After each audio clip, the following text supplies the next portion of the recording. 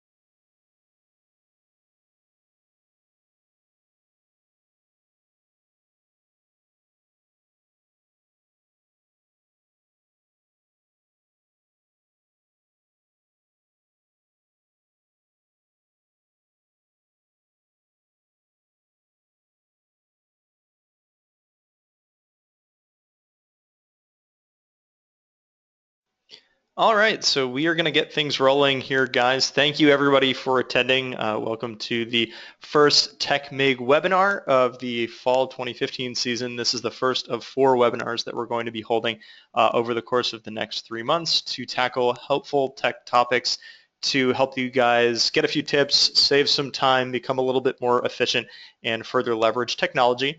And super quick, I am going to see, using the very helpful GoToWebinar that we are using to host this webinar, if I can put myself on a quick webcam so you can see who is talking.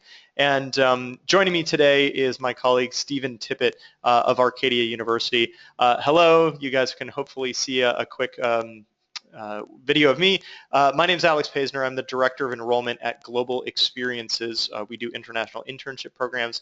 Let's see if we can get Stephen here. Hey, Stephen, how's it going? Hi, Alex. Great, thank you. Yeah, like Alex said, my name is Stephen Tippett. I'm running the webinar today. I work in IT. I'm really a specialist in trying to make all of our systems and all of our equipment work well together. My background is really much more general in international education, so I always try to bring some of that into the work I do on a day-to-day basis. And I'm, really happy to be presenting, hosting virtual meetings and webinars today. And I'm looking forward to your questions and getting to know everyone that's joining us. Excellent. Well, thanks, Stephen, for being the expert here and giving us the rundown. The webinar will be running through our presentation, but we definitely want to save some time at the end for practical tips and questions. So if you guys do have a question, you'll also see a little question box or question feature on the GoToWebinar on the right-hand side of your screen. So if you have a question, feel free to type that in. We will see it pop up on our end, and we can either stop super quick and we'll answer it for you, or we'll save them for the end and give you a few more tips and tricks on the things that you've been wondering about. All right, so with that said, we'll turn off our screens so you guys can focus on the actual presentation itself, and I will leave it up to Stephen to take it away. Go for it, Stephen. Okay, thanks, Alex. We'll get started. I'll also turn off my video cam, but keep the screen sharing going. Yeah, this webinar is on hosting virtual meetings and webinars, and we are presenting through a webinar system called GoToWebinar. Webinar works over the open internet, what is what is called VoIP, or Voice over Internet Protocol. It connects to the World Wide Web, and due to that, there's always the slight possibility that things might shut down from no fault of our own. If that were to happen, just use the link that you received when you registered, and you could hopefully join back in.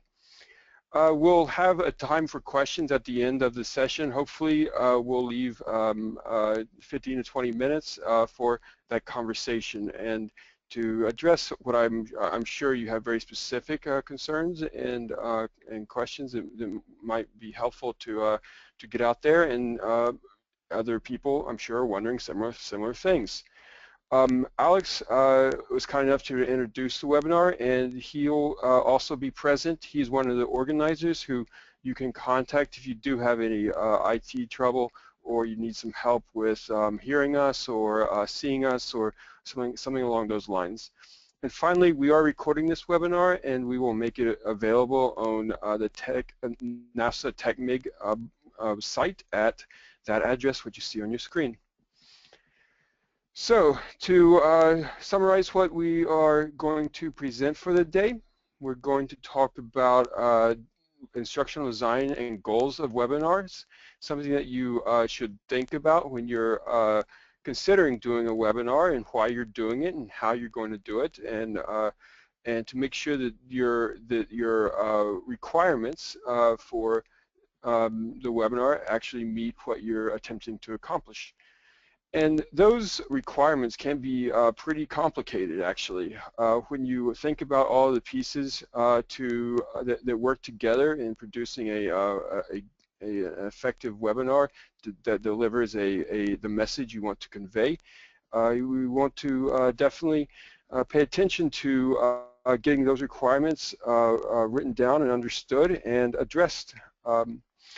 And one of the big pieces of doing that is comparing and contrasting tools. And as we'll discuss, there's so many tools out there for doing webinars, so many products and peripheral equipment, add-on pieces of equipment, different settings and different setups for the webinars, that you really have to take a look at how things work and what you're going to get when you choose to go with one or another. And finally, there's the issue of how to actually deal with the live event. And I think there's a lot of apprehension, or can be a lot of apprehension, around the possible problems that occasionally occur when you're doing a live webinar. And one of the ways I think about this is that anytime you're presenting a talk or anything else to a live audience, you really don't know what's going to happen, and you have to be willing to adapt and think on your feet and roll with the punches and get the event delivered effectively and finished. So that's the agenda for today, and we'll jump right into it and start talking about instructional design goals. And there's really two ways to think about a webinar. And as you probably already guessed, maybe just from the introduction that Alex and I presented, we're going to err on the side of the stage type of presentation. These are terms that are talked about in learning design and pedagogy. And the stage on the stage is sort of the traditional way that we think about instruction happening in a classroom, where content is presented by an expert or a teacher, an instructor, and the students or the learners are rather passive in receiving that content, perhaps not passive entirely. They may be taking notes. They may be integrating what they're hearing into previous understandings about the content. They may be doing many things, but the direction of talk is really presented from the presenter to an audience. There's the opportunities for feedback are somewhat restricted in this model, and information is poured into the receptacle as a rather crude analogy often is discussed about this kind of presentation. The other side to this is the guide on the sides model. And the way you think about this is from the flipped classroom presentation idea. The content that is learned is presented for the learners to interact with and to discuss and to integrate with other work in many ways. And then those understandings which are done oftentimes in groups or which learners do by themselves, maybe previous to the actual instructor delivering it, they're then brought back to the group setting where their understandings are made explicit in the group. The instructor corrects misunderstandings. There's conversation between the learners where the ideas are modified based on everyone's different perceptions. And you know, this, when you talk about webinars, is what we're doing right now is one piece of how this model would be designed. The actual synchronous part of having a person present content or having people interact with each other through a webinar would be part of what would happen throughout the design of the learning objectives. There could be content sent out before the webinar. There could be requests for feedback based on that content through some kind of written or other means of having the audience digest what is going to be talked about before the actual live video conference. It's really what you think about in terms of a breakout meeting model at conferences you may have attended. So taking those two models into consideration, how you want to design a webinar, you obviously then have to think about the technology and how the technology is going to afford or constrain what you want to design. One of the first things that you should consider is the video conference actually going to work? And something that I think rules the answer to that question beyond anything else is the quality of the connections that that you have as a presenter and the participants have as participants. A lot of times that is governed by where your audience is in the world. If you're working with folks in countries in the global south, you may have some problems with delivering a high quality live webinar through HD video. You have to also think about home connections versus work connections. If you're doing a webinar at 9 o'clock at night, you're going to be dealing with folks that are most likely out of their offices and at home, and all the diversity of the kinds of connections that people get from their internet service providers certainly may impact how well the webinar is received. And you have to consider, of course, that you're dealing with two sides of an equation. First of all, if you are at home yourself, that may impact the webinar because your connection to the internet may be slower than it is at your office, and that likewise is the same for the download side of the webinar coming off the internet and down to the person's computer in their living room or office. And the computer is also a factor. Most modern computers will run what we're doing or any of the peer products that use voice over the internet protocol quite well. There's really no concern if you're if you're using a computer, 5, 6, 7 years old even. If you get much older than that, you start perhaps experiencing some problems. Audio is typically the most troublesome and hardest part of getting a webinar right. It's the most important thing about a webinar, I think, through my experience.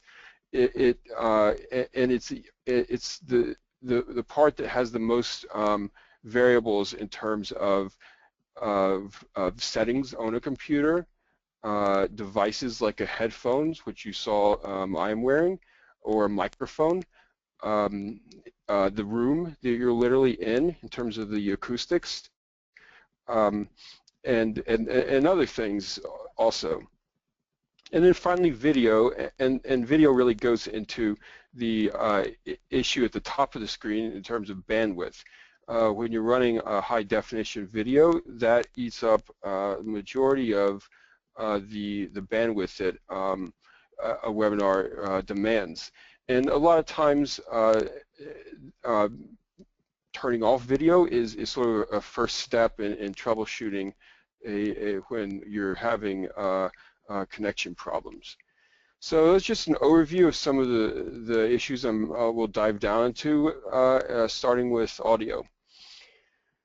These two graphics on the right-hand side that you see are just an example that I give you to look at in terms of the detail required to consider when you are presenting a webinar.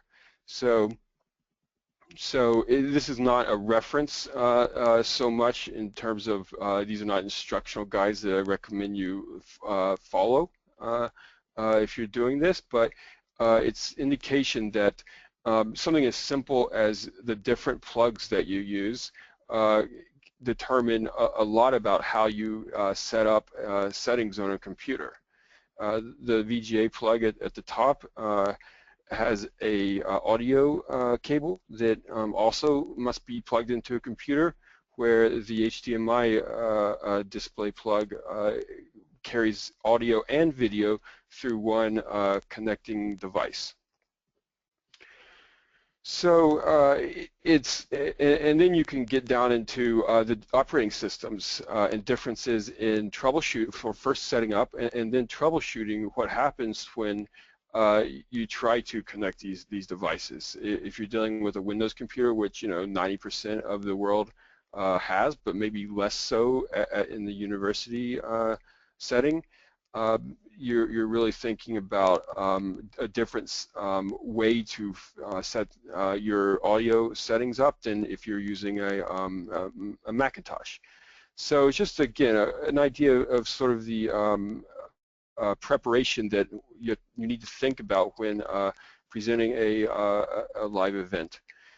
So the list on the left sort of outlines various checklist concerns that you would want to go through when thinking about presenting a good audio connection.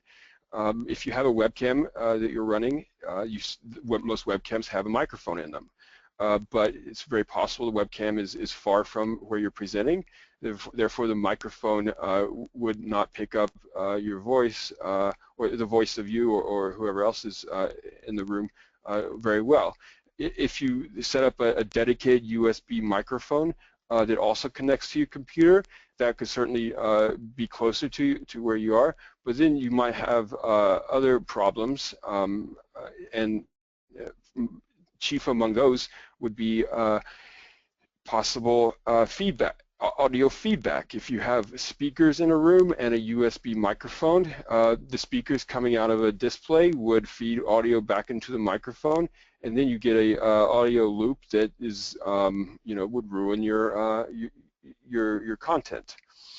And in general, there's just a selection of variables that can interplay with in guaranteeing a high quality audio webinar. Such things as, if you're using a new device, you plug that into a computer. That usually will take 10 minutes, possibly more, to install the software which will make that device run. It's something that you will have to learn, or that anyone who presents webinars on a regular basis learns to plan for and to think about when you put together, okay, what do I need to assure, and what do I need to do in order to make everything work seamlessly from the get-go. Hey, and just to jump in, Stephen, what do you There's, use yeah. as you are obviously presenting on this webinar? I think when we showed ourselves just with the super quick video, it looks like you had a headset on with a microphone built in and plugged into your machine. I know that's what I recommend whenever I'm leading a webinar. What do you typically prefer? Yeah, it's a really good question, because it sort of depends on how you are presenting the webinar. In this instance, I'm sitting in front of a computer, um, and because I'm the only person in the room, it makes sense for me to use a headphone and which has a speaker attached or a microphone attached, because that really guarantees the best quality of pickup on audio. But there's actually next to that, the proper way for doing a webinar in a group would be for everyone to have that set up in one room. If there's more than one presenter, it's actually really useful to be able to use nonverbal communication to sort of cue people to indicate, like, to go, just what Alex just did to me, to go back and reiterate a point. And as long as you have everyone in that room with a microphone and headset, then you will minimize almost all of your audio feedback, audio echo concerns. If you were not to use a headset, then you're in a whole new you have a whole new set of issues to solve in terms of not having one microphone picking up audio from another person, or from picking up the speakers. It can get very complicated very quickly. If you have a overhead display with speakers for the room, and you're presenting a webinar with a group of people who do not have computers, you really have a very different issue to solve. And the way to solve that is, it can be very expensive, or it can require a lot of planning and careful attention to detail. I think a lot of people, in fact, have that set up in terms of a conference room that has an overhead projector, or has a TV display, built-in speakers either into the display, or maybe set up in the room. And then you have the issue of how are you going to use a microphone, and how you're going to keep the audio from the speakers out of the microphone. And it's really impossible to generalize too much, and it's very specific to what equipment you're willing to buy, and how you're willing to actually set up the physical devices in the room. Does that answer your question more or less, Alex? I know Yeah, it's maybe not what you wanted to hear entirely, because it's sort of general to a certain extent. yeah, of course. Well, and I think you did well in demonstrating that there are lots of different setups that you can possibly have. And you guys attending the webinar probably see that by default you are muted. And if we were to unmute everybody, no doubt we would be hearing that feedback loop coming through and it getting pretty loud and complicated pretty quickly. When we're doing webinars and we do have lots of people who are all over attending or a group that's all in the room together, if there's somebody that has a question, easiest way, typically that we find is to unmute one individual, let them pose their question, and then put them back on mute and respond, just to keep that feedback loop and kind of the audio issues to a minimum. But yeah, certainly helpful, Stephen. Yeah, and that's absolutely one way to go. And the product we're using today called Go2 is a product that has echo cancellation software built into it in order to try to attempt to allow multiple people to talk at the same time. And also so that if you're not using a headphone, the audio that comes out of your computer doesn't go back into your microphone, which is also probably on your computer. It's a work in progress. GoToWebinar, the license, which I'll fast forward here to the next slide. The GoToWebinar and GoToMeeting licenses are, cost $50 more or less a month for a login, which you can use unlimited amount. The only constraint is you can't schedule two webinars or two meetings using one license at the same time. So if you want to have two meetings, if you want some folks in one office to be doing one meeting at one time, and to have another meeting running with students or parents at the same time, you would need two licenses to do that. But otherwise, it gives you unlimited usage for however long you're paying the monthly fee. And GoToWebinar, GoToMeeting have different affordances and constraints in terms of what they allow you to do beyond licenses. GoToWebinar, which we're using today, allows up to 1,000 individual connections. It's I've never been even at 100, but that's quite a large audience. But it does constrain how many people can share their camera, and that is at 6 webcam feeds at any one time, and that's the same for GoToMeeting. And there's actually a third GoTo product here. It's GoToMeeting Plus, which is a sort of gives you some extra features on the GoToMeeting product. And I think that license allows up to 100 people to attend at one time, but still constrains you at 6 video feeds. Typically this voice over the internet protocol technology works on any modern computer, like I mentioned, any operating system.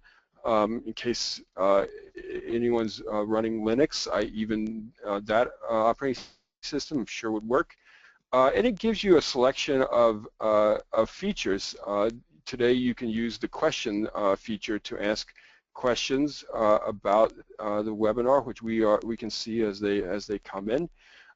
You also have a chat feature, which you can have a running conversation with different folks in the webinar, whether they be the presenters, the organizers, the attendees. It allows people to call in on a telephone, and this we find very useful. In fact, this actually goes to what we find to be the best solution for audio problems without investing a whole lot of money in a lot of equipment. If you have a phone, a conference phone, you've probably seen them or have them. It's a flat phone usually that sits on a table. That phone typically has a speaker system and a microphone system built into it. So if you use that phone to actually call into a meeting that is running over the internet, you then turn off the audio on the computers and all the audio and the microphone, or speakers and the microphones, work through the phone. So in one swoop, it eliminates really all your audio feedback problems, but you also are hit with the fact the speakers probably aren't that loud. The quality of the speakers are probably fairly poor, relatively speaking. And so you lose as well as you gain the fact you have to deal with a lot of feedback issues. GoToMeeting advertises that it is good with low bandwidth connections. I haven't really found this to be 100% true. If you look at their promotional materials, they will show you comparisons between Skype, for example, and how Skype works when dealing with a 5 megabyte download speed versus GoToMeeting, and they claim that it handles those constraints much better. And then you have the typical good video and mobile applications if you want to join on a tablet or on a computer. And I give this example. I'm actually most familiar with GoTo products, but these are only two of the many that are out there. And I'll go over some of those in a minute. But there's really a couple other classes I wanted to illustrate with this, and one would be the Google Hangout class, and you could lump Skype in there, some other products as well. That are sort of the free products that anyone can use with an email account as long as you have a Google email account. You have a free video conference system with Google Hangouts. And Skype is free to join and use unless you are wanting to do multiple calls with multiple participants using video. So, and then another class is the class of products that are built into solutions that are used at universities a lot in courses, and those are called learning management systems, LMS solutions, and they usually have a variety of features, of which a video conference tool is one of them. Blackboard uses a tool called Collaborate, which does most of the things, does everything we're using GoTo today. Plus, it has a lot of specific features that might be useful in a classroom, like creating small groups of the whole large group and segregating those small groups away from everyone else so they can work by themselves and then come back into the larger meeting. Kind of tools that allow you to have a whiteboard or a blackboard in the meeting, and some other things as well. These are only 4 of the many out there, and it's really interesting to see all the options, but it's really not that meaningful until you try to apply one of these to a specific goal or problem that you have to do with a webinar. As tools themselves, you can really lose yourself in the variety and the complicated nature of everything that you can do with modern technology, definitely. So just to dive a little bit deeper into this, I wanted to discuss some of those categories and some of the specific products in a little bit of detail. And I think it's really useful to look at the questions on the right-hand side, and I think I could add to these as well in terms of what you need to think about when you're picking what you want to use. I mean, it can be as simple as who are you talking to. If it's a colleague you work with, Google Hangout will work great just for a quick video call. But I mean, the reverse of that is, do you want to be using a tool like Google Hangout that is sort of open and free to everyone?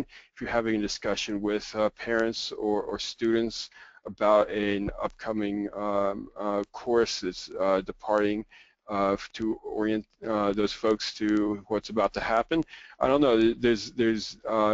You might want to think about like the message you're sending by having people join on a free account that is just through Gmail. Not that you wouldn't want to do that necessarily. It's just it's something to obviously consider. What is the nature and sensitivity of the conversation?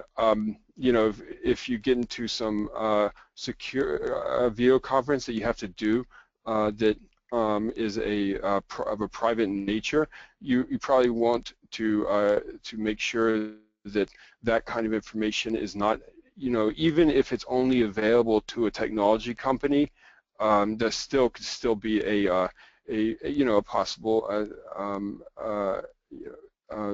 thing you don't want to do. And what you would set up in that case would be a video conference through a system which you have a enterprise license to, like GoToWebinar or like Blackboard Collaborate, instead of having something available on a free account. And you could also, privacy is not the only thing you would want to think about. Just the perception of the quality of the service that you're presenting in a video conference, I think, is important as well. So next, what technology is available to participants? Do you need to use something that's free, that's available maybe to lower bandwidth? From my perspective, I think the next one is very important. Is there someone that's going to be able to help me do this, or am I comfortable learning how to do this myself, or do I have the time to even learn how to do that? To make sure all the details of how to make a good webinar work in terms of audio and video are set up correctly. That's a very important concern. What's the goal of the video conference again? Is it conversation, or is it more pedagogical? Do I want to wrap this into a larger menu of something I'm doing with folks who are during a pre-departure orientation type activity, or is this just a one-off conversation that is just a presentation or a conversation? And then, of course, what are your price concerns? Do you have a budget to invest in devices and other equipment that is not included in just a simple license or even a free tool? And obviously, when you think about these things, there's a whole menu of ways to go about doing a webinar, and it goes from the sort of person-to-person tools that are free or free for at least some of the services that they offer, like Skype is free for one-to-one conversations, but not free for big group conversations if you're using video. The enterprise applications, which is really mature group of technologies, what we're using today is certainly one of those, the go-to products.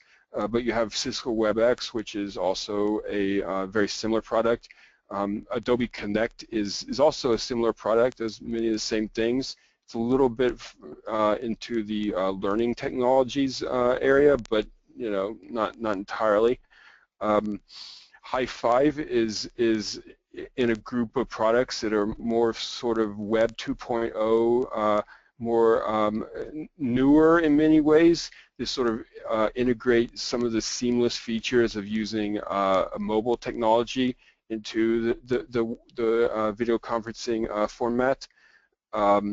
And then things like Scopia, which are sort of on the high end of enterprise applications, that allow you to have a video conference run through a computer, just like we're doing today, but would also allow you to set up to have a video conference in a very professional, expensive room through IP technology, internet, which is down at the bottom there.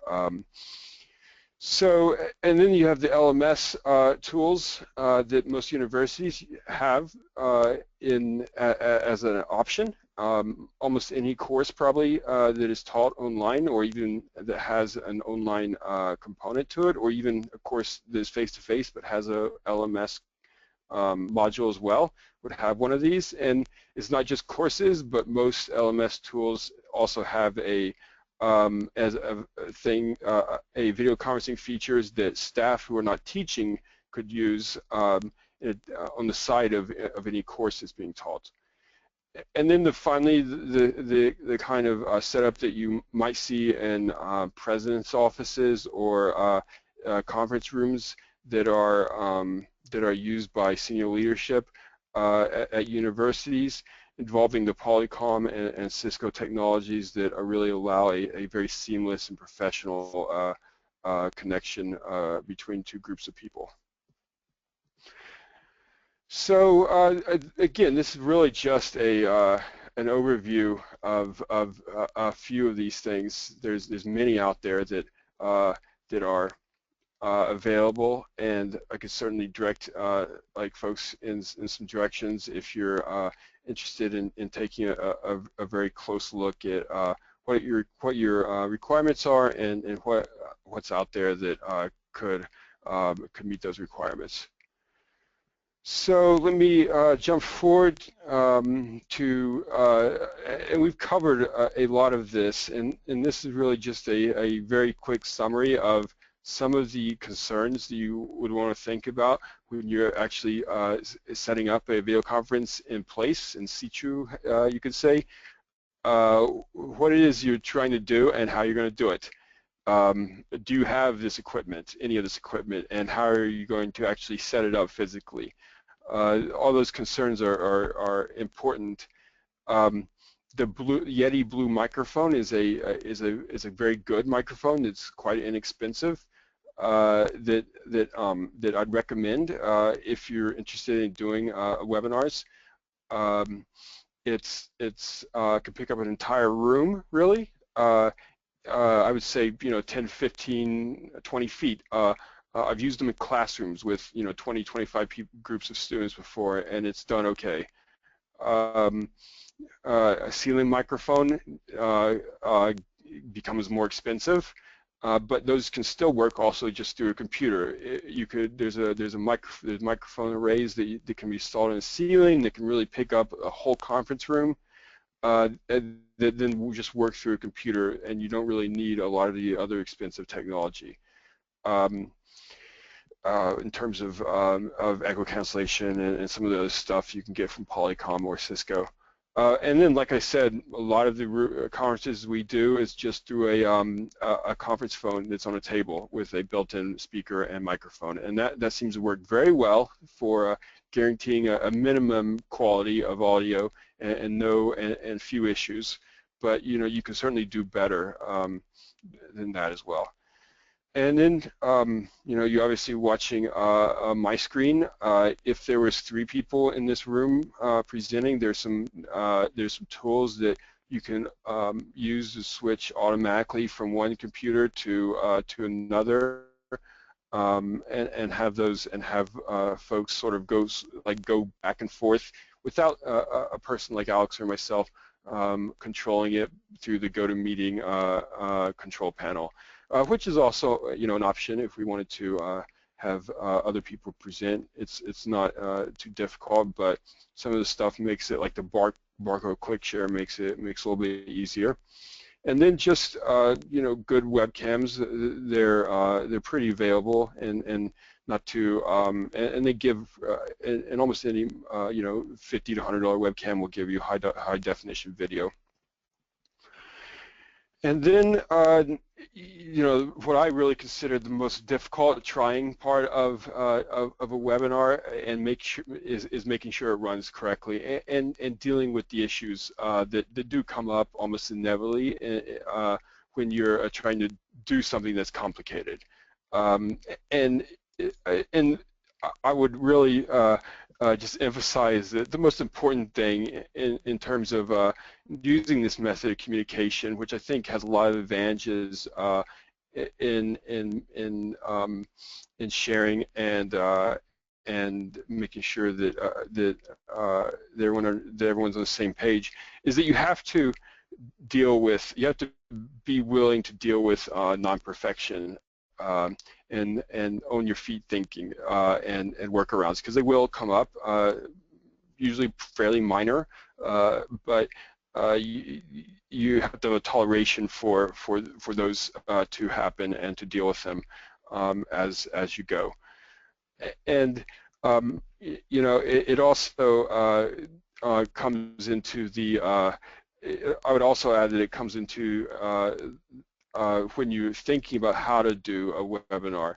Um, you may want to do things that you just probably shouldn't do, in terms of, oh, I'd love to have everyone in a room who could speak at the same time, and you could see everyone at the same time, and they can hear another room of people who are doing the exact same thing, and we want to run that through GoToMeeting or GoToWebinar.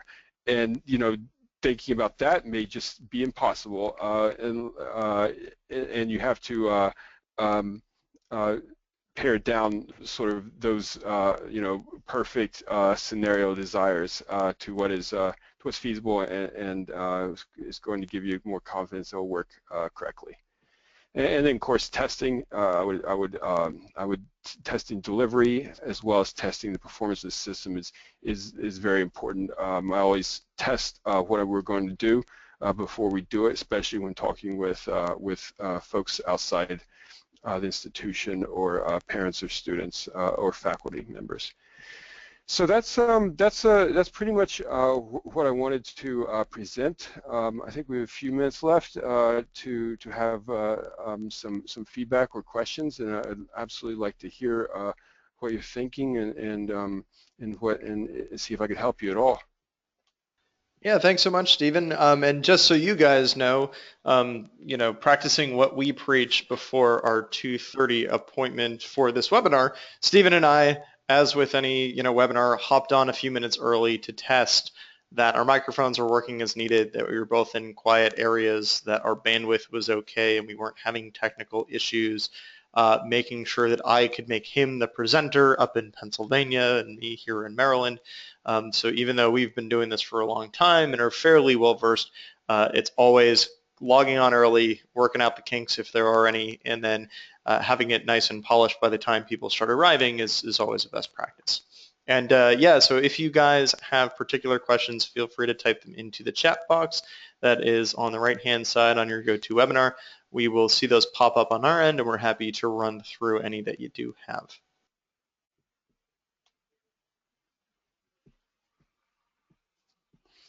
So we have a question from Ross Mason. He asks, if I was to consider hosting a webinar and have no experience, what platform would you recommend as the best solution? That's really hard to answer. Ross, thanks for stumping me. I would probably recommend, I'll try to answer it though. I'll probably recommend using a tool like GoToMeeting or Cisco WebEx.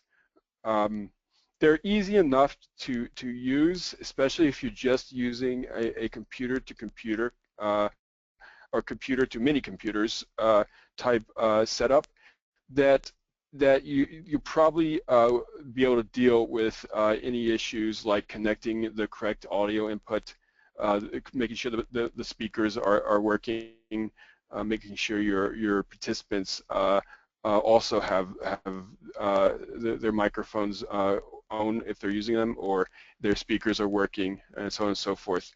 So it's really sort of what we're doing today is a pretty good example of the low bar of using doing a good professional webinar without too much hassle. Yeah, and I'll just give my 2 cents as well. GoToMeeting and GoToWebinar is most likely the most user-friendly for those just starting out. They do have a cost if you're looking to host more than just a handful of people, but WebEx is also good. And if, again, it depends on your objective. For one-on-one meetings that require some collaboration to be able to see each other's screens, join me or join.me, if you type into the URL, is also a particularly good one, more for those one-on-one conversations and collaboration. But the ability on GoToWebinar to actually see whether people are paying attention is another added benefit. So we have our attendee list, which you guys can't necessarily see, and those that do not have a webinar presentation up in front of them, we're able to see that. There's a little exclamation mark that says when somebody is not attentive. It does come in handy if for faculty members if they are leading orientations, pre-departure, if they are hosting their class that are off abroad. There are certainly advantages to being able to see whether people are paying attention or not, calling on those that are not to help facilitate the learning process.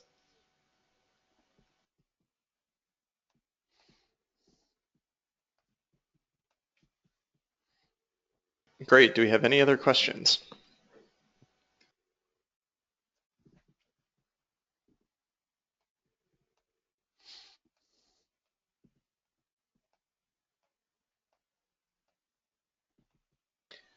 All right, so it looks like we don't have too much else coming in.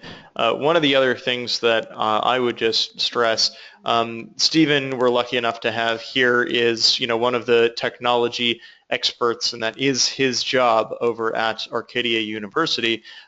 No doubt that you will have technology professionals that are on your own campuses, and if you don't, or if you're at a a nonprofit or another institution that is not a big school with resources, of course, one of the places that we encourage people to turn is the Tech MIG itself for this kind of advice. So if folks do have particular questions, obviously Stephen is here to continue to answer them, and we'll be able to send along contact information. But on nafsatechmig.com or on our website, and also through the NAFSA portal and our community up there, we have the forum. We greatly encourage people to pose their questions, and if the NAFSA Tech MIG can't answer your question directly, we will be able to utilize the community itself and get you the answer to your question. So if that Okay, we don't have any more, thanks everybody for joining us. Yeah, Stephen, do you have anything more to add before we wrap up? no, I was going to just wrap it up and say goodbye to everyone, and thank you for joining. And like Alex said, please be in touch if you have any questions. I'm more than happy to assist in any way I can. All right, we thank you guys for attending the webinar. We wish you future happy conferencing and webinaring with your newfound knowledge, and don't hesitate to reach out if you have any questions. We'll talk to you all soon. Bye-bye.